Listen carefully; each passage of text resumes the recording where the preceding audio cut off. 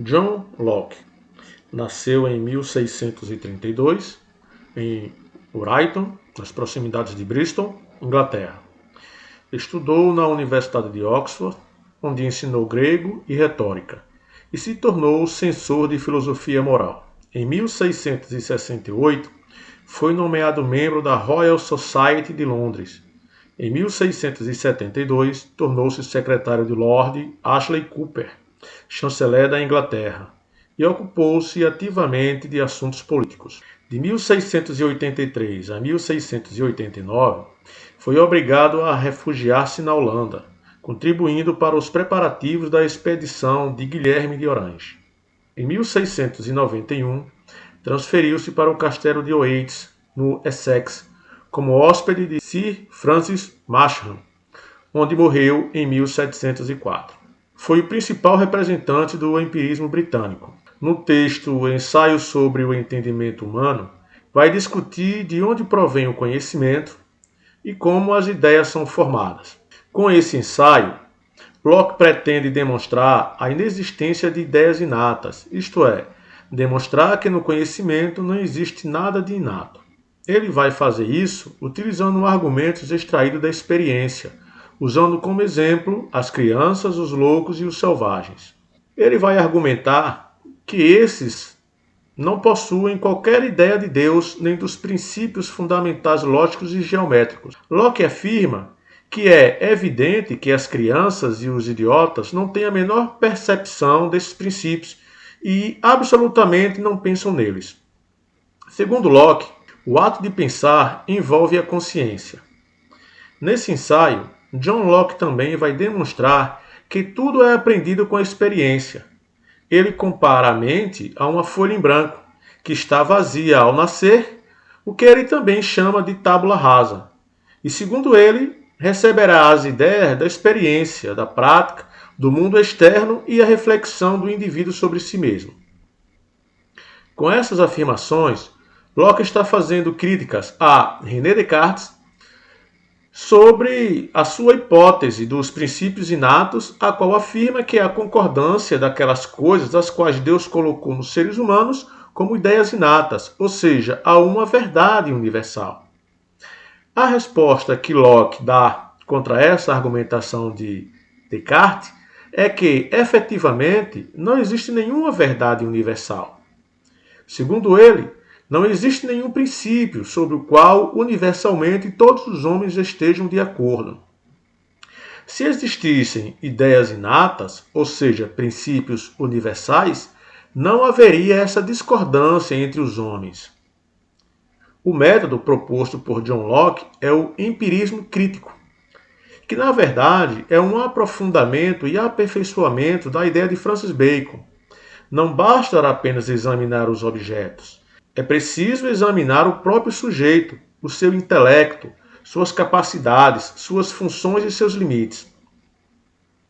Locke defende que cabe a todo ser humano conhecer somente as coisas que dizem respeito à própria conduta, isto é, as coisas que são de suma utilidade para que ele chegue aonde deseja. Segundo John Locke, o conhecimento nasce da experiência. Isso porque todo conhecimento nasce da experiência do mundo externo e da reflexão interior. Se reduz, em última análise, à percepção. Segundo Locke, todos os materiais da razão e do conhecimento provêm da experiência. Ela é a origem primeira do conhecimento. E isso se dá através das observações e reflexões que fazemos acerca dos objetos exteriores sensíveis e das operações interiores da nossa mente. Os conceitos gerais formam-se por abstração, a partir da percepção. Nenhum conceito geral é inato. A mente, segundo Locke, abastece-se de ideias a partir da análise de modo observativo e aprende gradualmente a empregar os nomes gerais a essas coisas analisadas e observadas. Dessa maneira, o emprego da razão torna-se cada dia mais evidente à medida que aumentam os seus materiais sobre os quais ela analisa, observa e dá nomes. A formação de convicções, de certas verdades cujo conhecimento reside na memória há muito tempo, precede a linguagem. Para John Locke, o fato de adquirirmos algumas coisas durante muito tempo, tendemos, por hábito, a confundir como inato. Segundo ele, as crianças formam uma espécie de juízo muito tempo antes de aprender a usar as palavras e antes de chegar àquelas que comumente chamamos idade da razão. O intelecto, segundo afirma Locke, não pode criar nada nem inventar ideias. Nosso intelecto pode combinar de vários modos as ideias que recebe, mas não pode, de modo nenhum, dar-se a si próprio as ideias simples, como também não pode, desde que as tenha, destruí-las, aniquilá-las ou apagá-las, por mais gênio e elevado que seja o seu intelecto. O intelecto humano, a mente humana, é como uma tábua rasa, uma folha em branco desprovida de caracteres, privada de qualquer escrita e sem nenhuma ideia, na qual apenas a experiência inscreve os conteúdos. A alma só pensa depois de ter recebido as ideias da experiência, da prática do mundo externo e a reflexão sobre si mesmo. Depois de ter recebido todo esse material unicamente da experiência, será impresso como sinais que são denominados conhecimento. As experiências são para Locke as únicas fontes do conhecimento, das quais emergem todas as ideias que temos ou podemos ter. Elas podem ser externa, da qual derivam as ideias simples de sensação, extensão, figura, movimento, etc. Ou interna, da qual derivam as ideias simples de reflexão, prazer, a dor, etc. Locke também apresenta os modos de conhecimento, ou graus de percepção e de certeza, que são intuição, que nesse ponto ele concorda com Descartes no sentido de que a intuição é evidência imediata, ou seja, é o conhecimento da própria existência. É o modo mais claro e mais certo de conhecimento.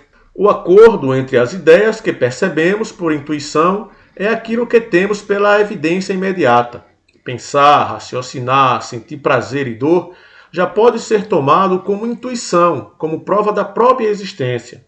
Porém, duvidar dessas mesmas coisas é que faz com que o ser perceba a própria existência, e isso não permite que ele duvide de sua existência.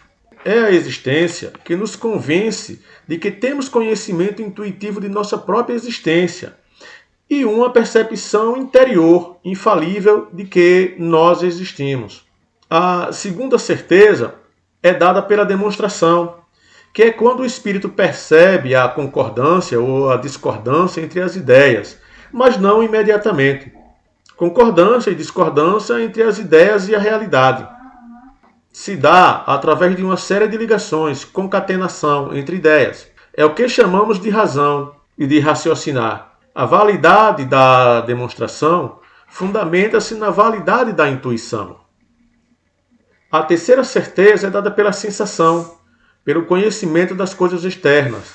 Esse é o tipo de conhecer, o menos claro e o menos certo, e o que se refere à existência das coisas externas.